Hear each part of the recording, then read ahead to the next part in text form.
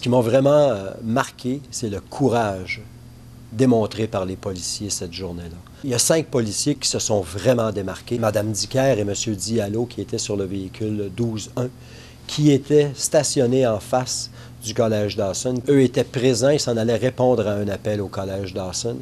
Mais c'est le courage dont ils ont fait preuve, c'est l'utilisation rapide des techniques qui leur ont été enseignées, de suivre le suspect, de tenter de le localiser rapidement, ce qu'ils ont été en mesure de faire, et de le cerner dans un coin où il n'y avait plus de marge de manœuvre. Moi, c'est le courage dont ils ont fait preuve. Plusieurs coups de feu ont été tirés vers M. Diallo et Mme Dicker, et malgré ça, ils ont continué à pourchasser M. Gill et à s'assurer qu'il ne représentait plus de menace pour d'autres étudiants.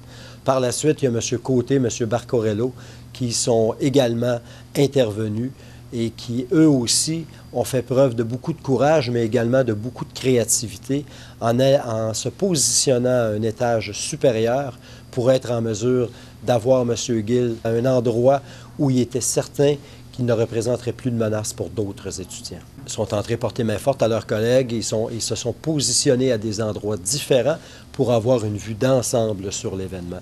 Il y a également le sergent D qui s'est rapidement présenté sur les lieux et qui a pris charge de l'événement.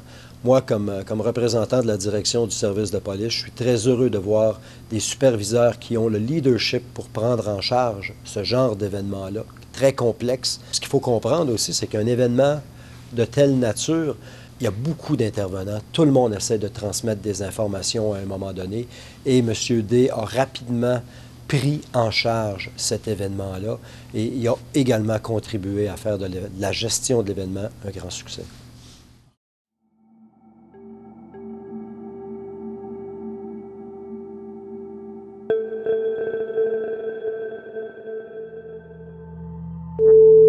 Police de Montréal, 250. OK, après c'est 509. Oui, monsieur. Oui, bonjour, c'est la police, monsieur. Oui, de Maisonneuve et Wood, et je vois quelqu'un au bord de la rue qui se promène avec une carabine. Ils dirigent présentement vers l'école Dawson. Nous étions répartis sur un appel de drogue. Pas trop familier, fait que là, on fouille dans nos livres pour savoir combien de grammes on peut accuser, tout ça. Nous étions sur les lieux, au 4001 de Maisonneuve. Nous étions déjà stationnés. Et je me souviens que je parlais avec ma partenaire dans le véhicule par rapport à nos procédures à suivre.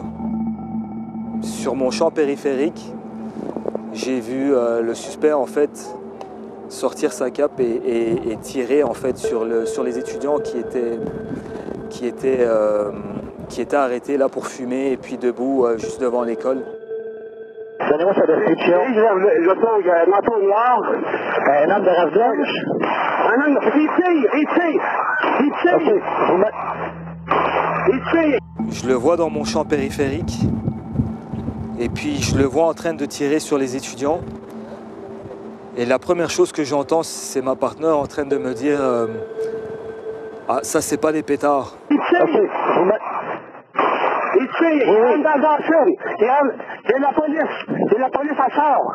Moi, je sors du véhicule, puis je vois que le monde, il y a des blessés à terre, fait que j'appelle sur les ondes, j'appelle le backup. On a le gars, on l'a juste en visuel, donc approchez du monde.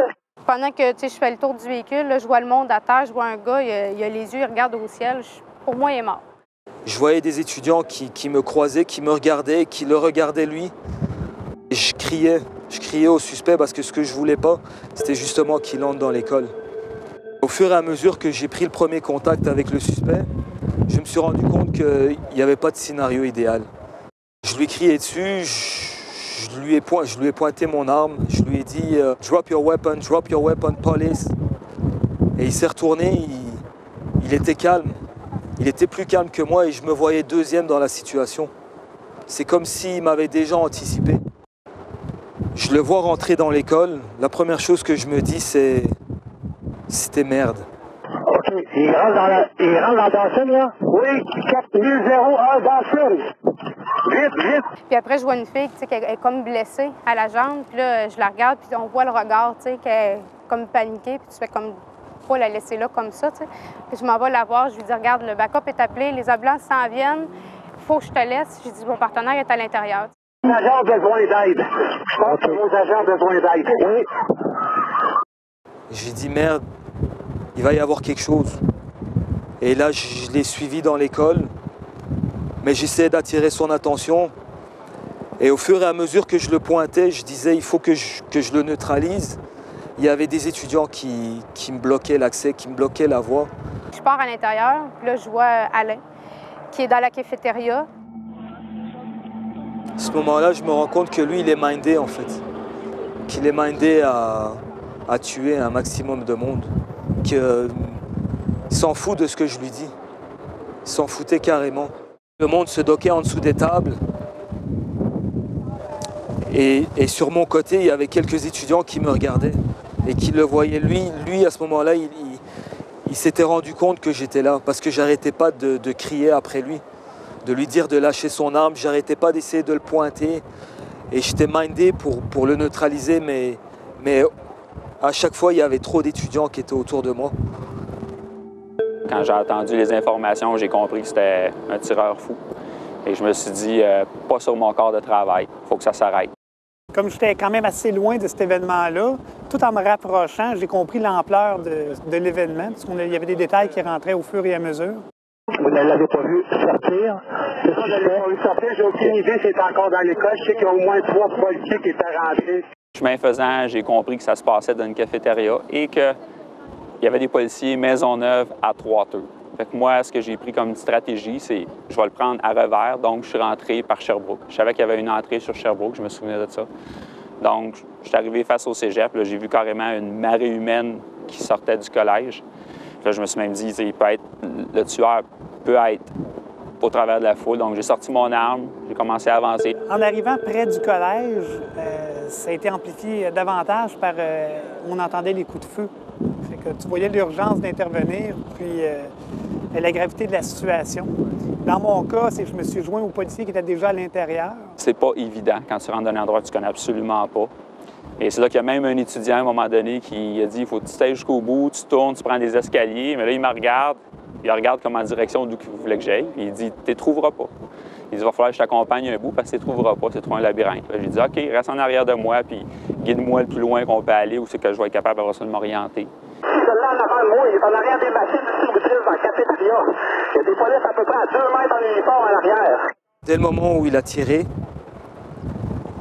ça a crié partout. On figure qu'à chaque coup de feu que tu entends, tu as une victime potentielle au bout. Ce qui m'a amené, moi, à prendre certaines décisions, puis à agir avec mes partenaires. Sur l'info, ça continue à tirer. Y a-t-il quelqu'un qui peut aller par l'arrière pour qu'on l'échappe? Au fur et à mesure que je faisais des balayages, lui, il repointait son arme en ma direction. Il se réajustait.